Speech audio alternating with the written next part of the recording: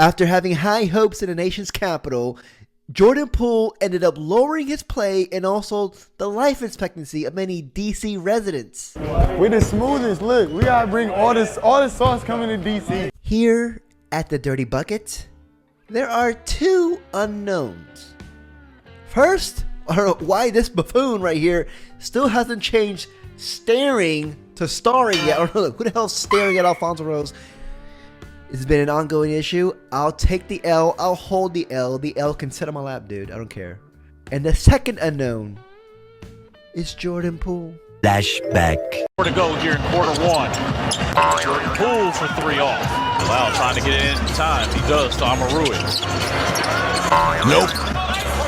At 5. Jordan Poole. Step back.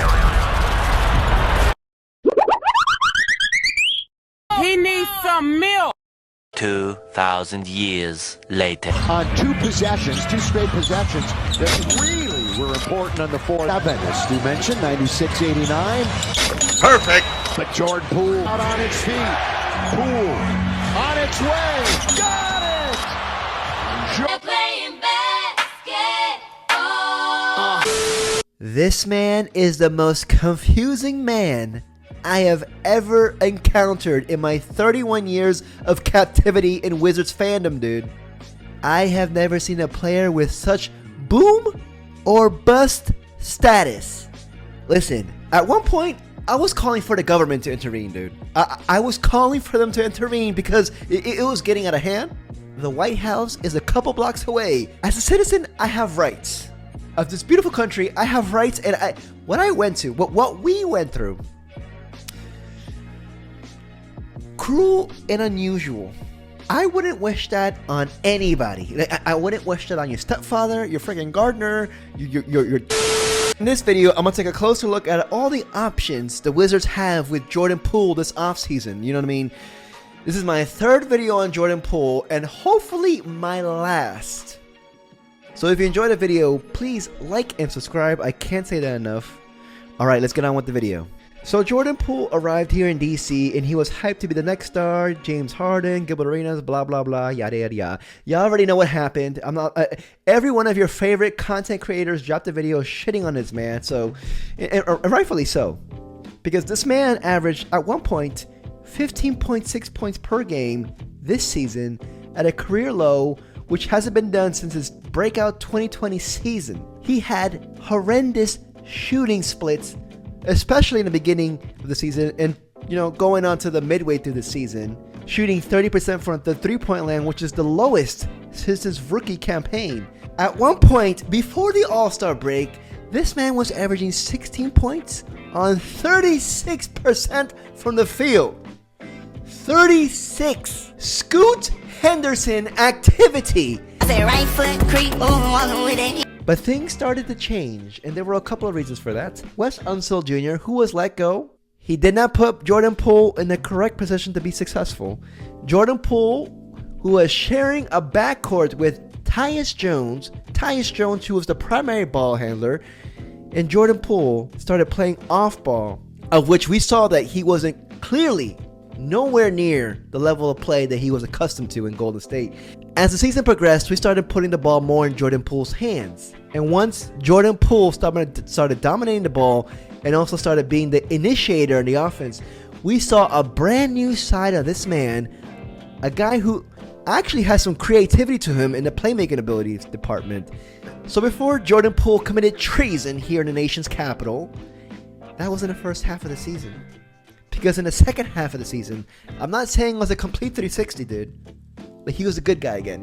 he was one of us. He was a Wiz kid. He showed signs of life. He showed a pulse. Poolesville was back in action. The pools were open. The pools were open, dude. A new man was in charge. Wes Unseld was let go, and Brian Keefe was in. And this man came in with a breath of fresh air. A man who was willing to adjust for the betterment of his own players. Ladies, that is the best quality you need in a man. A man who is willing to adjust. If a man is willing to adjust to you, he loves you. You know what I mean? Screw all these dating coaches who say all this bullshit like, oh, the girl Philippine or something like that. All right, I'm getting out of track. Point is, if a man is willing to adjust, he truly cares for you. And Brian Keefe, he cares for Jordan Poole.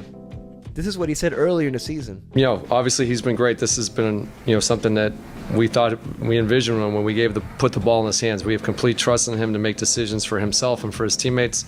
And obviously he had a big scoring night, but he's been playing very well since we've initiated him more to initiate the offense. And this is how the style we want him to play, be aggressive for himself, but also for his teammates. He draws a huge crowd, and that frees up his other guys. I don't know, man. There's something about this man that I really like. Pause. I don't know if it's the hair, the blue eyes. He just looks like a guy that would tell me the truth while making a Frappuccino latte or something like that. This guy just has... he just permeates just genuine spirit, which I'm pretty sure permeates in the locker room. It looks like he won over the locker room easily. Players like him, I like him, Jordan Poole apparently likes him.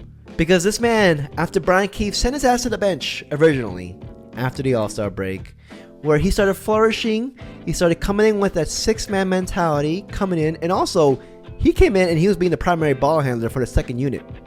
He was the one distributing, getting the play set up, and this man started thriving. Injuries happened, and this man got promoted back to the starting lineup. And there was a stretch. This man averaged 21.6 points per game, 8.3 assists per game, 3.1 3-pointers per made. At one point, he was second in the NBA in a total assists in an 8-game span. Second in the NBA. This man revived. He was a new confident player. Jordan Poole even did this. Balanced team effort as Washington ends the streak. Poole got bunnies. It's either that or he saw Tyra Banks in the freaking stands. With all this in mind, and also how Jordan Poole finished on a positive note, he finished with stats of 41% from the field, 32% from the three, 17 points. It's still dog water stats, but you know what? Anything better than how he began in the season. Earlier, here's Poole. No, don't do it. Is he gonna shoot it? Don't do it. Is he playing wheelchair basketball out there? And now it comes to the point where Wizards fans are divided. Should we trade him? Should we keep him? Personally, I think Jordan Poole came here with the intention of us building his value even more and then trading him for multiple first-round picks. I think it was a good scenario what Will Dawkins did. I think he wanted Jordan Poole to run the show, and it's not Dawkins' fault that, I'm not going to shit on the Unseld name, but you know what I mean? Wes Unseld wasn't up to par. That's all I'm going to say. If the Wizards were to trade Jordan Poole this offseason, which I'm pretty sure there will be some teams in line for, granted, if they were to be in line for him, they're going to be in line because they know they're going to get a discount deal. And I think that's the problem right now, because we traded for Jordan Poole and we're probably going to have to give up assets now in order to trade him because of his hefty ass contract. Whereas now I think we can be more patient.